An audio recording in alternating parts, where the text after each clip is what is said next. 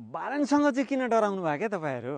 तपाईँहरू लाल किल्ला भन्नुहुन्छ, यो एमाले किल्ला भन्नुहुन्छ, अथवा राजनीतिक विरासतको इतिहास बोकेको पार्टीको किल्ला भन्नुहुन्छ। एउटा 35 वर्षको केटासँग डराइरहनु भएको छ, लुसिफर भनिरहनु भएको छ, के भनिरहनु भएको छ, टुरिस्ट भनिरहनु भएको छ। नेपालको नागरिक हो।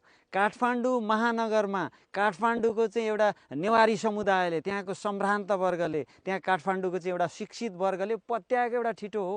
रवि लामिछाने, म राजनीति शास्त्रको विद्यार्थी, विश्वको इतिहासमा जो स्वयं आफू प्रधानमन्त्री बन्दैछ त्यो कुरा अर्कालाई दिँदैछ, त्यो त्यागबाट आएको। किन त्याग गर्यो? तपाईँका लागि, मेरा लागि र कमसेकम 50% युवाका लागि। युवाहरूले यो देशको नेतृत्व गरोस्। जुन वर्गले नेतृत्व गर्छ त्यो वर्गले त्यसको प्रतिनिधित्व गर्छ। म एउटा किसान वर्गको मान्छे, मलाई थाहा छ त हलो जोत्दाको दुःख के छ, समस्या के छ, मैले के गर्नुपर्छ। बालेन त्यो प्रतिनिधि हो, जुन प्रतिनिधि, जुन युवामाथि यो देशमा घात भएको छ र युवाहरूलाई देश निकाला गरिएको छ कानुनी ढङ्गबाट।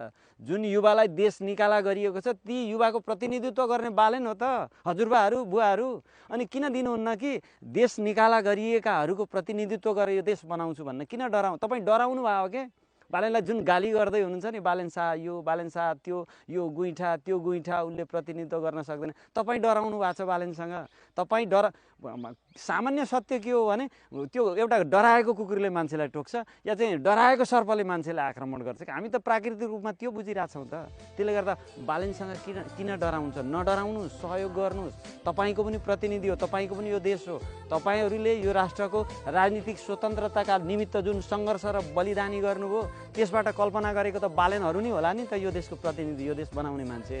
अरे यार, तपाईँ बालेनसँग डराउँदै हुनुहुन्छ, नयाँ पुस्तालाई अगाडि आउन दिनुहुन्न, पुस्तान्तरण गर्न चाहनुहुन्न। नडराउनुहोस्, सहयोग गर्नुहोस्।